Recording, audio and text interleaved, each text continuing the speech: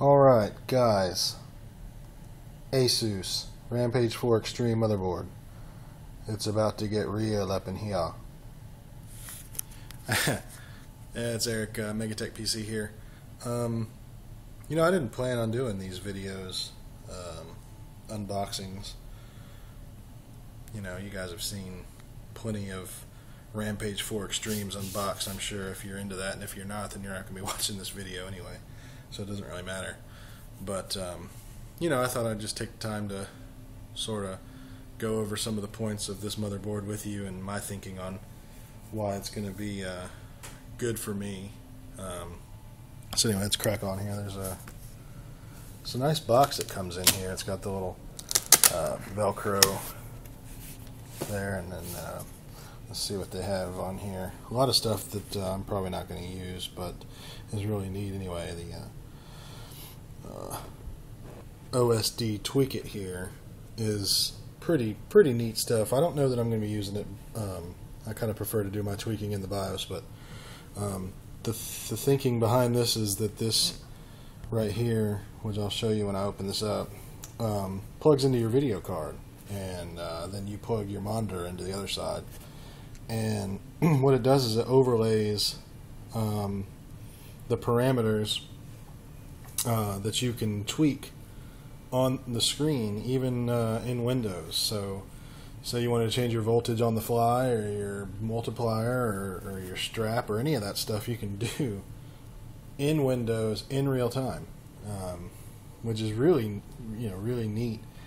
You can do the same thing, of course, with the Bluetooth. This thing has got Bluetooth Connect, so that you can, the ROG Connect, I believe, so that you can hook up another computer through Bluetooth, or a tablet, or whatever, and you can overclock on the fly with that. So it just gives you another option for doing stuff on the fly, not having to exit out to the BIOS and then change it there. But I'm kind of old school, and I like to do it in the BIOS. Some of this stuff I don't even know what it is. I mean, this is for temperatures for when you're using sub-zero cooling, which I won't be doing. I've always felt kind of like liquid nitrogen, dry ice, stuff like that. It's cheating. It's just cheating. I mean, your computer's not that fast. You're not going to have a non-stop constant supply of liquid nitrogen to where you can use your computer 24/7. It's just, it's like nitrous in a car. Your car's not really that fast unless you press the button, and then when you press the button, it's fast for like 15 seconds, and then it's not. It's a Civic again. So, anyway, I'm sure I'm going to get a lot of hate comments from that, but that's just my opinion. But anyway, it's useful for people who are trying to break records, and the HW bot and all that. So, you got the X socket, which is pull the old switcheroo. You wouldn't expect it. Pull the old switcheroo. Asus, really? Pull the old switcheroo.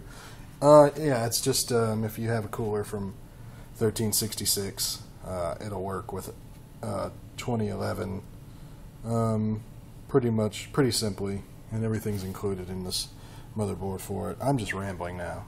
Had a few drinks. Probably why I'm doing this video. Anyway, let's see. So you can see the board through here. We'll get the 3960X out of the way. I'm probably going to have to...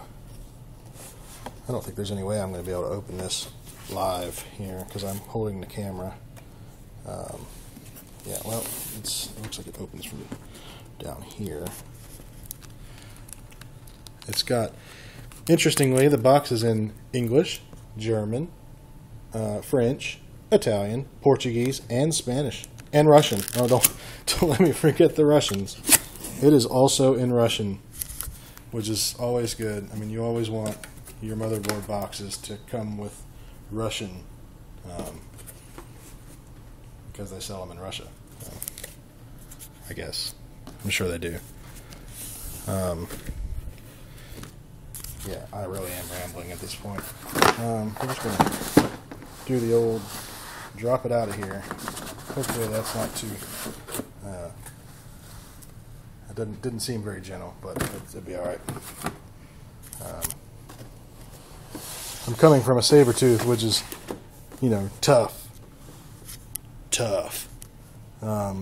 And, you know, the ROG, Republic of Gamers, I don't know how tough they are. Or, you know, so I probably don't want to be slamming this around and stuff. That is a big motherboard, I tell you. You see it in person. You know, you watch videos like, I watch Linus, you know, Tech Tips. You know, I got like a man crush on Linus. I'm, you know, I'm not ashamed to admit it. Maybe it's a nerd crush. I don't know. I'm not gay, but not that there's anything wrong with that.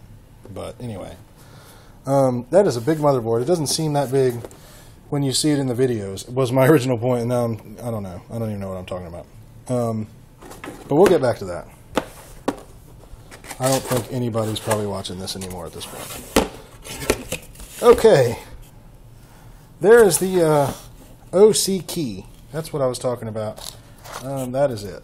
That's what it is. You know, it's got a DVI, and that plugs into your video card. That you plug your monitor in that, and yada yada yada. You can overclock your shiz on the fly. All right. We got that's part of the OC key. Actually, that's the cable you use to hook that up with. You got the RG Connect cable, I believe. You got, alright, two SATA 3 6 gigabit per second SATA cables. You got two, and then two, wait a minute. No, I'm sorry, you have four SATA 3 6 gigabit per second SATA cables, and then you got four SATA 2 3 gigabit cables. I'm going to be running two Intel 320 solid state drives. You can see this one's already mounted. I'm going to add another one for RAID 0. So and they're not even SATA 3 SSDs, but I'm still going to hook them up to the SATA 3 connectors. Here is a back plate, which you don't need. But they throw it in there anyway, in case you're running maybe a 13. Maybe this is part of the old switcheroo. I don't know, but as far as I know, I'm not going to need that. You got the Probit, you know, the probes that you can hook into the motherboard with a voltmeter. Check your voltage. Don't rely on the software, is what they say, but I've always relied on the software because I don't have a voltmeter. And, you know, I really should, but I don't. Two connectors, front panel and USB. Look at these SLI bridges. You know, it sucks that I'm leaving NVIDIA for the 7970s, because all you get... What is that? Is that Crossfire? Yeah, that's the Crossfire bridge there. So yeah, you got a cool two-way SLI connector. You got a cool three-way SLI connector with the ROG I on it. That's cool. You got a four-way SLI connector, which is even more cool. And then you got one wimpy little Crossfire connector. So no love for AMD from Asus here with the Republic of Gamers motherboard. I mean, that is just a slick piece. I mean, damn. You know what? I tell you what. I'm tempted. I'm just going to use the three-way on my two 580s, because that looks like about the slot spacing it would be. I mean, I'll be running on these two here, because that's 16 and 16. So that looks cool. I might have to use that instead of the two-way, because it just looks better. Anyway, here we go. Our IO shield with the ROG logo. ROG Connect, this details what I was telling you about. You hook up with USB, you can hook up, or you can do it with Bluetooth, a laptop to overclock on the fly, and then a massive manual with all kinds of cool stuff. A disc that you probably shouldn't use, and a sticker that's going on the case for sure. ROG sticker is definitely going on the 600T. The 600T remained unblemished on my Sandy Bridge build. I never put the stickers on it, but it's getting stickered up in this build. I don't care. We got, ooh, this might be important for me. RAID mode notice. Due to Intel IRST driver specification, there are some restrictions on Intel X79 platform when loading Intel IRST driver for AHCI RAID mode support during Windows. Please see below. I'm going to be using Windows 64-bit. What does that say?